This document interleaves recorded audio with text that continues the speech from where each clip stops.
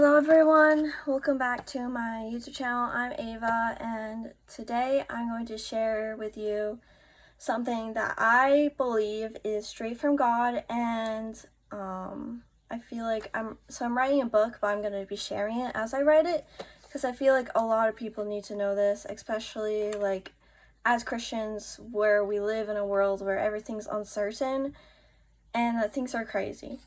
So I'm just gonna read everything I wrote down here and then end the video, and I hope this helps a lot of people and brings clarity to Christians as well as non-believers that maybe are looking for answers. Alright,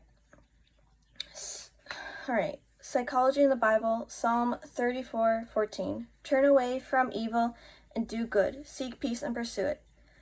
Psychology isn't something that is brand new to the 20th century. It's actually an accumulation of data and findings dating all the way back to Adam and Eve's creation. In Genesis 2:18-20, God states that it is not good for man to be alone, so he created Eve, the perfect partner for him.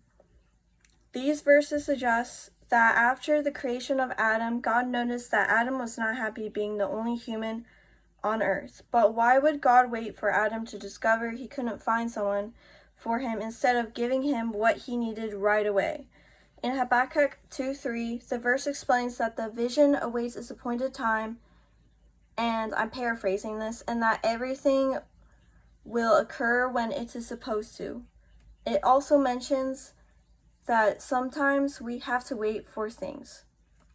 There are many verses directly and indirectly telling us we need to be patient, specifically with God and his timing. So from the beginning of time, God has been observing humans and determining what is best for them. Adam didn't feel the need for a woman until after she was created.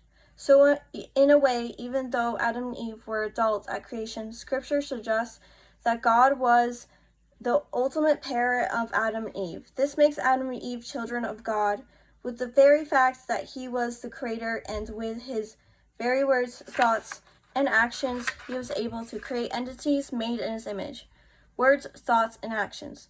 Those three things describe love. So the story of the creation of humans is in itself all the evidence someone needs to connect that God is real, he is love, he is good, and that he is all-knowing and powerful. So if God is all-knowing and powerful, and humans were made as a reflection of God's traits and entire likeness of him, that should technically mean that humans are second place on the power level.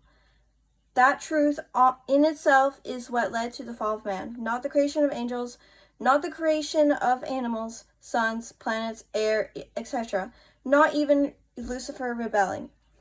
It was the choice God gave to humans, where he gave shared power, where humans ultimately had the capacity to create to the full capacity of God's likeness. And God's likeness is infinite. God's creation of everything and his decision to make humans was not blindly decided.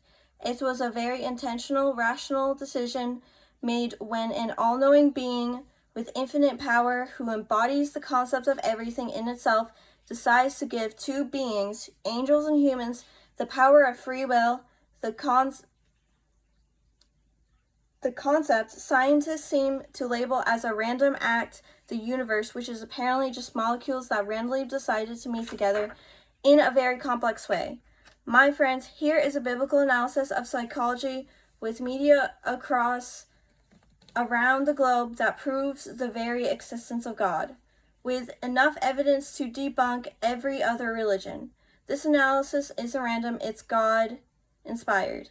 Come along as we explore a fraction of the data that shows psychology in the Bible, the story